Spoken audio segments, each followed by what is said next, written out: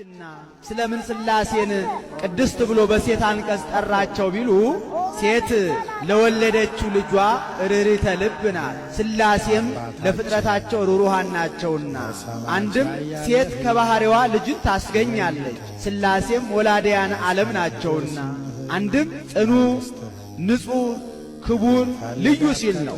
ጽኑ አለ ሰውን ጽኑ ቢሉት እስከ ጊዜው ነው። ኋላ ግን በሕማም በሞት ይለወጣል። ንነሰ ንማስን ወይን ሄሉ እስመ ቅሩብ ሙስናነ ዘዲበ አንቀጽ እማንቱሰ ይታጎላ እንዴት።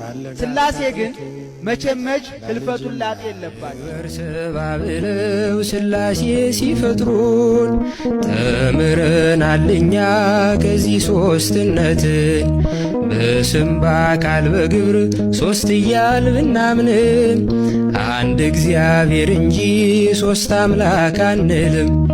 በአካል በስም በግብር በፍጹም ሦስት ነው፣ ሁለትም አይደለ አራተኛም የለው።